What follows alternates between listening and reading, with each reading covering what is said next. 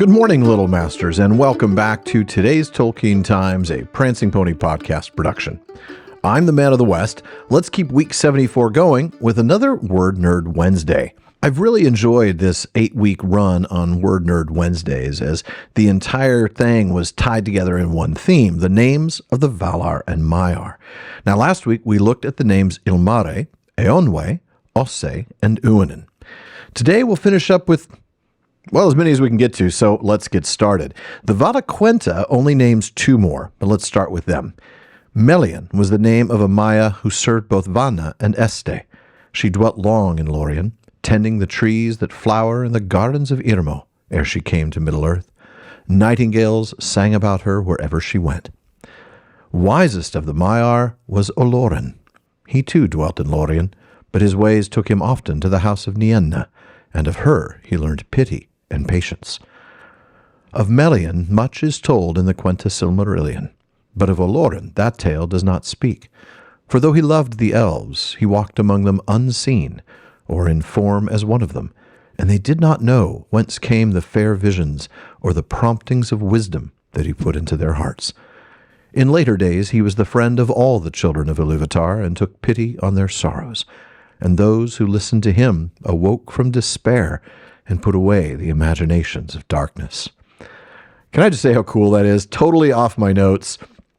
All I can think of is Theoden. Those who listened to him awoke from despair and put away the imaginations of darkness. I mean, and the pity, right? I mean, that whole thing that he talks to Frodo about pity, it all comes from Nienna. It's just fantastic. But I'm getting way ahead of myself, and it has nothing to do with Word Nerd Wednesday. So we're going to start with Melian. It's Quenya. It's a name that means, listen to her, Thingol. Okay, maybe not, but it should, and he should still listen to her. Anyway, her name is actually Sindarin, because of course Thingol wouldn't speak a Quenya name. Sorry. Her name is translated as Dear Gift. It's a combination of the elements Mel and An. If we look at the appendix to the Silmarillion, we read for Anna that it means gift. That's found in the names Annatar, right, Lord of Gifts, Melian, and Yavanna. And the same stem is also in Andor, Land of Gift, which is another name for Numenor. The Mel element means love in Melian. Christopher explains that it's from Melianna, dear gift. That same stem is also in Melon, friend, written on the west gate of Moria. Now, in the earliest book of Lost Tales, Melian was known as Gwetheling, and similar variants, all stemming from the early Quenya root Gwen, meaning maiden or woman. As for Olorin, I mean, wow. When I tried to cover the names of Gandalf here on the TTT, that alone took 2 full episodes. So go all the way back to Series 3 for more on him. There, I covered Mithrandir, Tharkun, Olorin, and Incanus in week 22. And then Greyheim, Stormcrow, Lathspell, and Gandalf in week 23. Since his name in the Vala Quenta, and of course his real name, is Olorin, I'll just recap that one here. In the chapter The Istari in Unfinished Tales, we read that Olorin is a high elven name and must therefore have been given to him in Valinor by the Eldar, or be a translation meant to be significant to them. In either case, what was the significance of the name, given or assumed? Olor is a word often translated dream, but that does not refer to most human dreams, certainly not the dreams of sleep. To the Eldar, it included the vivid contents of their memory, as of their imagination. It referred, in fact, to clear vision in the mind of things not physically present at the body's situation, but not only to an idea, but to a full clothing of this in particular form and detail. Christopher Tolkien points out a separate etymological note that runs along the same lines, explaining that olo, or olos, means vision, fantasy, and that it is a common Elvish name for construction of the mind, not actually pre-existing in Ea apart from the construction, but by the Eldar capable of being by art made visible and sensible. Olos is usually applied to fair constructions having solely an artistic object, that is, not having the object of deception or of acquiring power. That's it for him, and for all of the Maiar named in the Vala Quenta.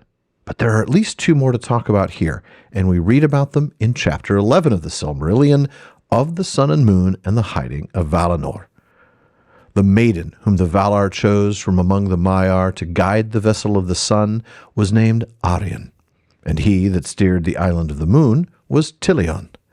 In the days of the trees, Arien had tended the golden flowers in the gardens of Vanna, and watered them with the bright dews of Laurelin. But Tirion was a hunter of the company of Orome, and he had a silver bow. He was a lover of silver, and when he would rest, he forsook the woods of Orome, and going into Lorien, he lay in dream by the pools of Este, in Telperion's flickering beams, and he begged to be given the task of tending forever the last flower of silver. Arien the maiden was mightier than he, and she was chosen because she had not feared the heats of Laurelin, and was unhurt by them, being from the beginning a spirit of fire, whom Melkor had not deceived nor drawn to his service. Too bright were the eyes of Arien for even the Eldar to look on, and leaving Valinor she forsook the form and raiment which, like the Valar, she had worn there, and she was as a naked flame, terrible in the fullness of her splendor. Now, Arien is Quenya for Maiden of the Sun. That IEN suffix is a feminine ending that we often see, but the first part of her name is from the element Are, meaning sunlight, warmth, especially of the sun, day. And when she first appeared in Lost Tales, her name was Urwen, or Urwendi, meaning sun maiden, and then it was Urien, and then finally Arien. Tilion, on the other hand, is Quenya for the horned, using the root till, which was used for basically pointy thing. We see it at the end of Taniquetil, which means high white or snow peak. Derivatives of the root in early Quenya included words for a hair, point, or even eyelash. Later derivatives in the etymologies included words for spike or horn. Now, in Tilion's name, it's a clear reference to the horned moon, another name for the crescent moon. The Silmarillion mentions at least one other Maya, and I have to admit, I don't know that I've ever caught his name before, this time in Chapter 1 of the Beginning of Days. After explaining that Ulmo was alone, didn't live in Valinor, and spent all of his time in the waters of Arda, we read this. The Teleri learned much of Ulmo, and for this reason their music has both sadness and enchantment. Salmar came with him to Arda, he who made the horns of Ulmo, that none may ever forget who once has heard them. And Osse and Uinen also, to whom he gave the government of the waves and the movements of the inner seas, and many other spirits beside. Now, of course, we already talked about Osse and Uinen last week, but Salmar is a new name to us, and he's the one who made one of my favorite words in the Legendarium, the Ulumuri, the great horns of Ulmo. The thing is, there's just not much on his name in this version. The meaning is truly unclear. Now, in the early stages of the Lost Tales, his name was derived from Salma, meaning lyre or small harp. The problem is there's just no evidence in either direction to suggest that this root remained valid in Tolkien's later writing. As we know, he was changing the meanings of roots throughout, from the Quenya lexicon to the etymologies and all the way into Quenya and the Eldar in 1959, 1960. Now, there is one really, really well-known Maya still mentioned in the Silmarillion, Sauron. But his names will likely be a full episode on their own some other time.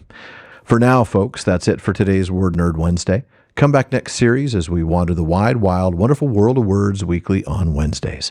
And if there's a word you want to know more about, just let me know by emailing barliman@theprancingponypodcast.com. Please visit patreon.com/Tolkien Times to learn how you can support the show, get an ad-free feed, a monthly hangout with me, a bonus weekly episode, and more. And then join me again tomorrow on today's Tolkien Times for Third Age Thursday. Podcast listeners, please be sure to subscribe to the TTT in your podcast app. For those of you on YouTube, subscribe to this channel to get all of the PPP productions, including the Prancing Pony Podcast, Rings of Power Wrap-Up, today's Tolkien Times, and my new streaming project, The PPP Plays. And be sure you're following @PrancingPonyPod on Blue Sky, Twitter, Instagram, and TikTok, and simply the Prancing Pony Podcast on Facebook. Finally, as Faramir says, go with the goodwill of all good men.